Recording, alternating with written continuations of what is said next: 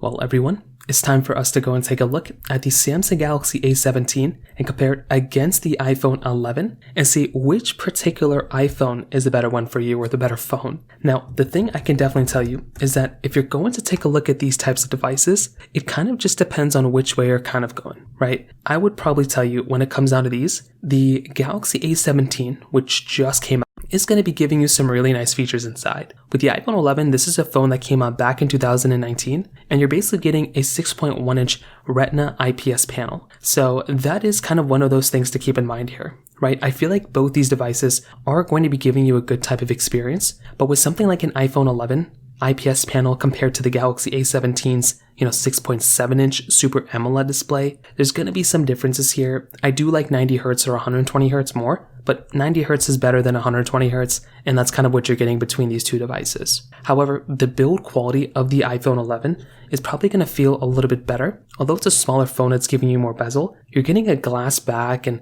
a really good feeling phone still. Even though this phone is like a couple years old now, you're still getting, I would say, a better experience on the iPhone 11 in terms of the build quality than something like a Samsung Galaxy A17. So that right there is going to be one of those things to keep in mind there. Now with the iPhone 11, you're essentially getting this dual camera setup on the back. Galaxy A17 is giving you a triple camera setup. So that right there is going to be a little bit of a change when it comes down to there as well. When it comes down to their cameras, the iPhone 11 is giving you 4K at 60 on the front and the back, where the Galaxy A17 is only giving you 1080p on the front and the back. It's a very limited type of experience.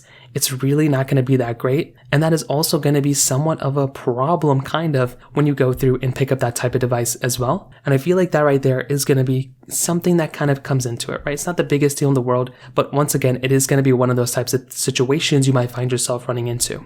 I will say when it comes down to the software longevity, this is where the Galaxy A17 is going to win. The Galaxy A17 is still going to be supported with software for many, many years now. That is going to be a very big advantage for that type of device. With the iPhone 11, it's kind of the last upgrade. It's like the last iPhone on iOS 26, right? So that is going to be another one of those types of problems you might find yourself running into as well. Although it's not the biggest deal in the world, like I mentioned, it is going to be one of those types of things that you kind of might run into when it comes down to it. So I will tell you, in my personal opinion, when it comes down to both of these devices, I do think something like the iPhone 11 is going to be giving you a pretty good experience, but for the price tag, right? It's a pretty cheap phone now. It's still on iOS 26, and I would say if you buy it, you have an iPhone, you can take advantage of all the Apple ecosystem things. But I would probably say for the everyday average person, it probably does make more sense to go through and maybe buy a Galaxy A17 for me to even recommend that phone, and I wouldn't recommend that phone either.